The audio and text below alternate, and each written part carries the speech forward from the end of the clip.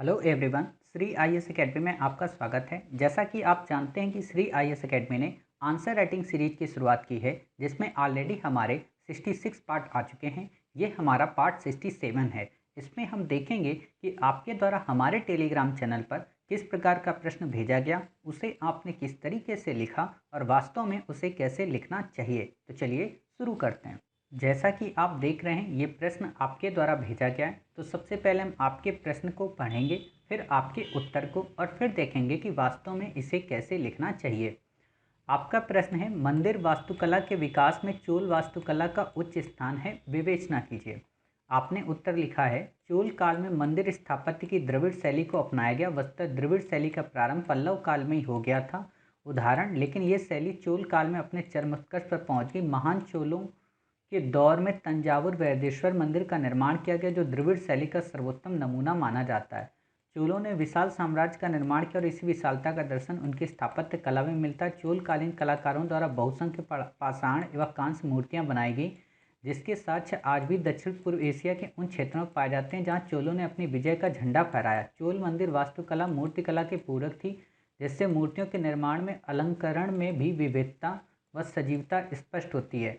चोलों ने ईंटों की जगह पत्थरों का और शिलाओं का प्रयोग कर भव्य मंदिरों का निर्माण करा, जिनका अनुकरण पड़ोसी राज्यों एवं देशों द्वारा भी किया गया। द्रविड़ शैली के अंतर्गत बनाए गए मंदिरों में विमान अधिक ऊंचे व छत पिरामिड नुमा आधार वर्गाकार था, जिसमें अधिक मंजिलें होती थी। ये मंदिर मुख्यतः विशाल प्रांगण से घिरे होते थे।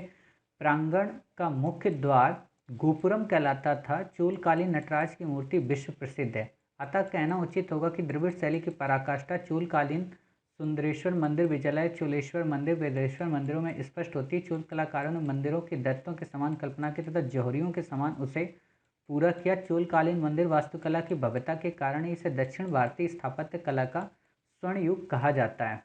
आपने कोशिश तो की है लिखने की, बट वास्तव में जो प्रश्न की डिमांड है, आप उसको उस हिसाब से अनुरूप ढंग से कर नहीं पाए। जैसे कि आपने निष्कर्ष तो अच्छा दिया, आपने यहाँ पे फर्ग्यूसन के स्टेटमेंट को भी आपने मेंशन किया है कि किस प्रकार उसने कहा है कि दैत्यों के समान इन्होंने बनाया और जौहरियों के समान उसे जड़ा। तो ये आपने स्टेटमेंट दिया, ये अच्छा है निष्कर्ष के तौर पर। बट आपको पता होना चाहिए आपसे प्रश्न पूछा क्या है। होता क्या है कि हम कई बार जब प्रश्न को ही नहीं समझ पाते, तो हम उत्तर में कई सारी बातों का समावेश कर देते हैं, जो कि प्रश्न की मांग के प्रतिकूल होता है। आप देखेंगे, आपसे प्रश्न पूछा है कि मंदिर वास्तुकला के विकास में, पहला तो ये की पॉइंट, दूसरा चोल वास्तुकला का उच्च स्थान है।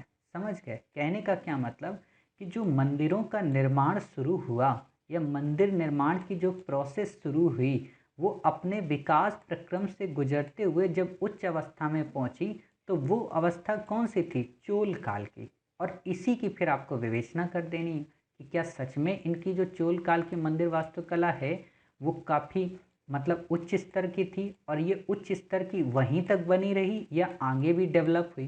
तो आपको बस इस प्रश्न का ऐसे उत्तर देना है। क्लियर? तो जब भी आप इस प्रश्न को लिखें, तो पहले आप बता दें W5H1 थ्योरी के तहत कि वास्तव में मंदिर वास्तुकला का विकास की शुरुआत कहाँ से हुई। और जब आप ऐसा बता रही होंगी, तो आप क्या करेंगी, आप अपनी इस पूरी चीज़ को यहाँ तक इतने में ही कवर कर देंगे। अब आप लोगों को लग रहा होगा कि इतने में सर कैसे कवर होगा, तो आप बिल्कुल बेसिक से बताइए ना कि वैसे मंदिर स्थापत्य कला का जो उद्भव है, उसके आरंभिक प्रमाण हमें कहाँ से मिलते हैं? गुप्ता काल से। और गुप्ता काल में जब हम देखते हैं, तो ये मंदिर ईंटों से निर्मित होते हैं। ब्रैकेट में आप डाल दो भीतरगांव और लक्ष्मण मंदिर, ठीक है।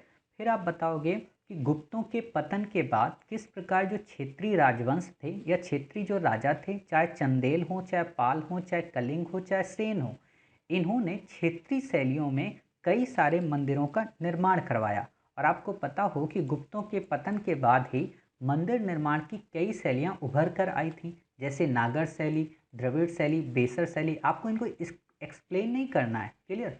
बस आपको बता देना है कि क्षेत्रीय राजाओं ने कैसे किया। और उसी क्षेत्रीय राजाओं के स्तर पर जब हम दक्षिण में देखते हैं, तो दक्षिण में द्रविड़ शैली का उद्भव हुआ, जिसे पल्लव, राष्ट्रकूट और चोलों के द्वारा उत्कृष्टता की ओर पहुंचाया गया, जिसमें चोलों की भूमिका मुख्य है। क्लियर? अब आपने जब इतना लिख दिया, उत्कृष्टता की ओर पहुंचाया गया, अब आप अपने सेकेंड पैरा से बताओ कि चोलों के टाइम पीरियड पे जो मंदिर थे उनकी उत्कृष्टता कैसे, अर्थात जो चोलकालीन मंदिर बने थे उनकी विशेषताएं क्या थी, साथ ही उन विशेषताओं के साथ में अंत में उनका निष्कर्ष क्या निकला। क्लियर।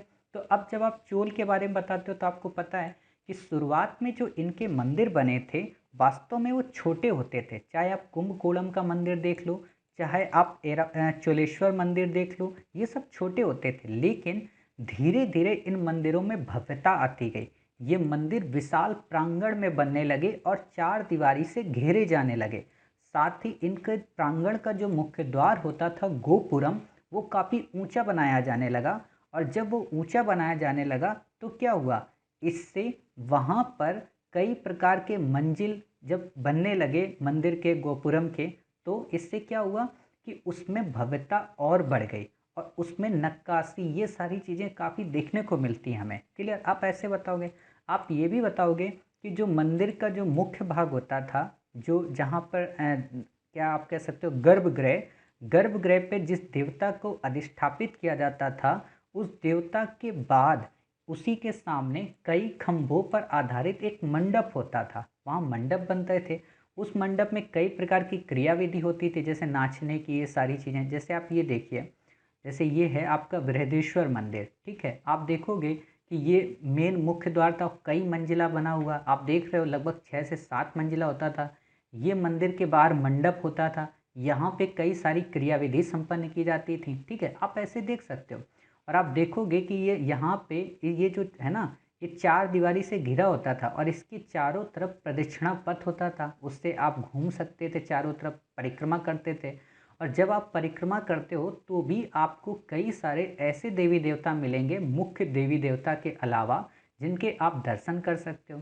समझ गए। तो आप ऐसे इस चीज़ को बताओगे, और जब आप ऐसे फीचर बता रहे होगे तो मेरा ये मानना है आप क्या करें कि आप इसका एक डायग्राम भी बना दें। आप ऐसे करके ये ऐसे डायग्राम बनाएं और यहाँ पे ऐसे बता दें कि ये मुख्य मंदिर, ठीक है। और आप इसको ऐसे करके ऐसे बता दें, यहाँ पे ये ऊंचा नहीं था, ये ऐसे बना था ऐसे करके, ठीक।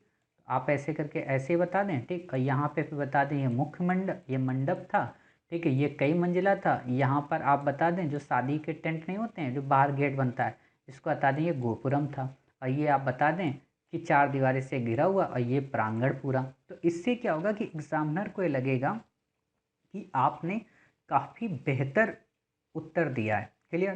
साथ ही आपको पता हो कि जब उस समय के जो सबसे बेहतरीन मंदिर था चोला पीरियड का, वो था कौन सा, यही बृहदेश्वर मंदिर। क्लियर। तो आप जब ये बताओगे तो फिर आप बताओगे कि इसी की अनुकृति को देखते हुए राजेंद्र प्रथम ने भी गंगई कोंड चोलपुरम में एक मंदिर का निर्माण करवाया। क्लियर। तो आप ये बता सकते हो जिसका नाम था ऐरावतेश्वर मंदिर, ठीक। आप ये सारी चीज़ें जब बता रहे होगे फिर आप बताओगे कि वास्तव में चोल काल में वास्तुकला के साथ साथ शिल्प कला के भी अनुपम दर्शन मिलते हैं, जिसमें मूर्ति कला अपनी प्रमुखता को प्राप्त हो गई। क्लियर। आप इस मंदिर में देखो मूर्तियां कई सारी देख रहे होगे, जिनको कढ़ाई से काफ़ी ज़्यादा उकेरा गया है, ठीक। यानी कि जो स्तंभ हैं ये काफ़ी अलंकृत बनाए गए।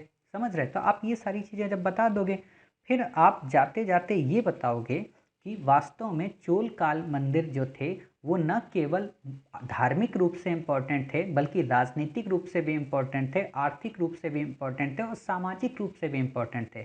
और अंत तक आते आते क्या हुआ कि इन चोलकालीन मंदिरों में काफ़ी ज़्यादा जब भूमि अनुदान मिल गया, काफ़ी ज़्यादा इनको पैसा मिल गया, तो वास्तव में ये विशाल भूस्वामी हो गए और उसके नियोजक बन गए। क्लियर। और आप देखोगे कि टाइम पीरियड जब चोल का पूरा कंप्लीट हो गया, तो अपने उच्च स्तर को प्राप्त करने के बाद फिर समय समय इसमें पतन आने लगा, अर्थात उसके बाद मंदिर निर्माण की वैसी उत्कृष्ट शैली हमें बाद के कालों में देखने को नहीं मिलती। और आपको पता है कि फिर उसके बाद मुगल सत्ता दिल्ली सल्तनत शुरू हो जाती है और उसके बाद मुगल टाइम पीरियड। तो ऐसी हमें कलात्मक अभिव्यक्ति नहीं मिलती है। ऐसे आप इसका विवेचन कर दोगे और आपका उत्तर कंप्लीट हो जाएगा। आप अन्य मंदिर देख लो, वहाँ की ये देखो नक्काशी, ये सारी चीज़ें, ठीक है।